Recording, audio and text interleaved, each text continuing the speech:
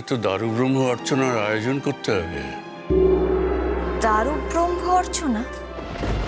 ও বৌদি ভাই, বৌদি ভাই, বৌদি ভাই, শোনো না। কি হলো? শোনো শোনো, একটা সমস্যা হয়ে গেছে। সেটা হচ্ছে যে ও যে আমাকে বললো তুমি যাও আমি আসছি, কই আর তো এলো না। তারপর আরে বাবা চলে আসবে, ঠিক চলে আসবে। কখন কখন এত দেরি হয়ে গেল, এখন এলো না, কতক্ষণ? এত এত ছটপট করিস না, রক্তিম চলে আসবে।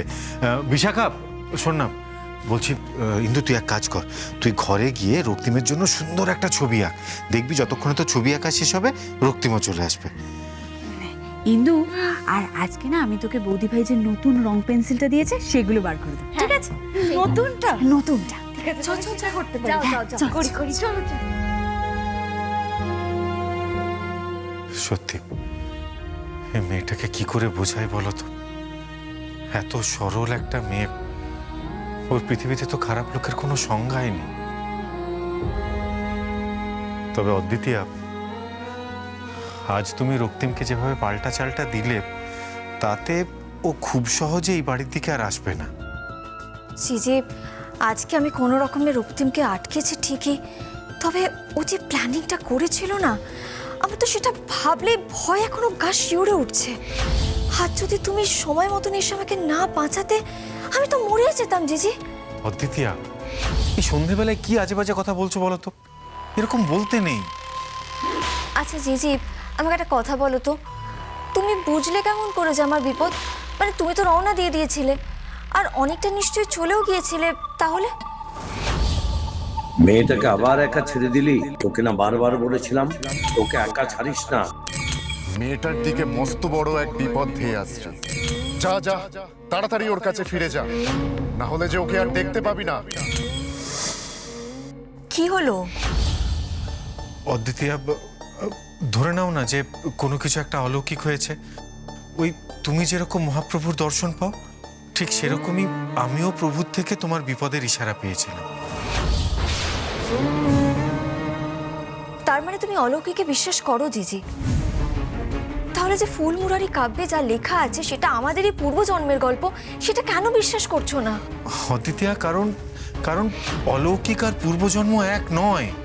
হ্যাঁ, আমি অলৌকিকে বিশ্বাস করি, আমাদের এই ব্রজধামে অলৌকিক ঘটে। কিন্তু অদ্বিতীয়া, যদি এই ফুলমুরারি কাব্য সত্যি আমাদের পুনর্জন্মের গল্প হতো, তাহলে তাহলে তো প্রভু আমাকেও কিছু না কিছু ইশারা দিতেন। কই, আমি তো সেরকম কিছু অনুভব করিনি অদ্বিতীয়া। কিভাবে অনুভব করবে জিজি? স্মৃতির ভার যতদিন না তোমার মন থেকে নেমে যাচ্ছে, ততদিন তো তুমি কোনো ইশারাই পাবে না।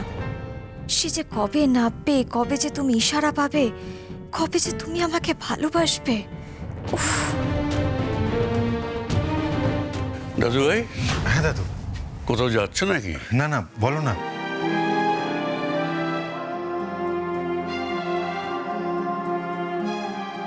আমাদের তো দারু ব্রহ্ম অর্চনার আয়োজন করতে হবে।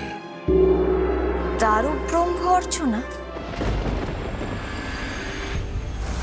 এবারও পারলাম না, কিছুতেই পারলাম না আমি। এবারও আমি ওই ঘোড়াকে অদ্বিতীয়া থেকে আলাদা করতে পারলাম না। আরে একটু দূরে গেল কি গেল না, আবার কোন মন্ত্র বলে ফিরে এলো, আর দিদিকেও বাঁচিয়ে দিল। আর 2-3 মিনিট ভাই, 2-3 মিনিট পরে দিদি ওখানেই মরে যেত। ওই ওই হাতি ওকে পিষে মেরে ফেলতো। কিন্তু এই ঘোড়া দামাল হাতির পা কাঁধে নিয়ে নিল।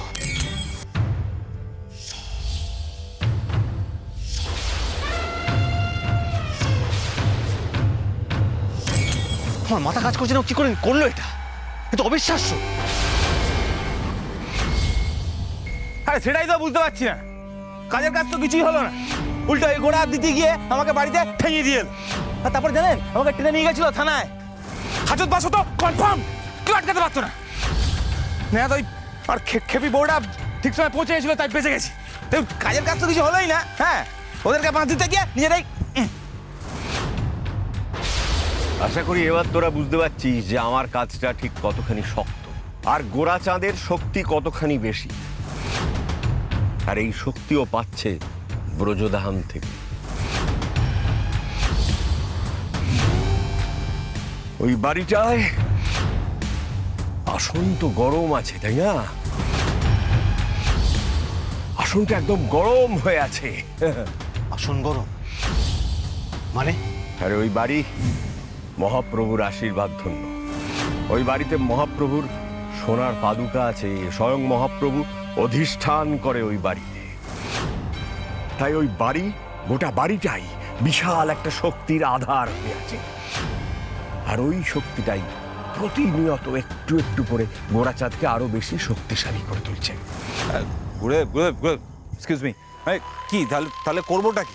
মানে এরম হলে তো ও পাওয়ারফুল হতেই থাকবে, আমরা কোনোদিনই ওর কোনো ক্ষতি করতে পারবো না, ওকে জীবনে হারাতেও পারবো না। কেন পারবি না? কে বলেছে পারবি না? হ্যাঁ, শয়তানের সঙ্গে শুভ শক্তির লড়াইটা কঠিন বটে, কিন্তু আমাদের জয়লাভের আশা কখনোই অসম্ভব নয়। অসম্ভব নয়, কখনো হতাশ হবি না, কখনো না। হ্যাঁ, আমাদের আমাদের যুদ্ধ নীতিতে একটু শান দিতে হবে বই কি। দরকার হলে যুদ্ধ নীতিটা একটু পরিবর্তন করা দরকার। উফ, এত ভারী ভারী বকুনি না ঝেড়ে কি করতে হবে সেটা বলুন না। বা চলতা করিস না। ওই যে আসনটা, যে আসনটা গরম হয়ে আছে, ওই আসনটাকে একটু নড়বড়ে করে দিতে হবে। যদি কোনোভাবে ওই আসনে ত্রুটি তৈরি করা যায়, যদি কোনোভাবে মহাপ্রভুর পুজোয় বিঘ্ন ঘটানো যায়, তাহলে ওই বাড়িটা একদম আস্তে আস্তে দুর্বল হয়ে পড়বে। আর অবশ্যই গোরাচাঁদেরও শক্তি অনেকটাই কমে আসবে সেই সঙ্গে।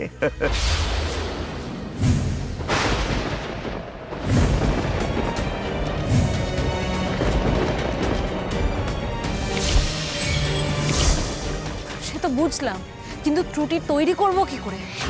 ব্রজধামে তো প্রত্যেক দিন নিয়ম নিষ্ঠা মেনে মহাপ্রভুর পুজো হয়।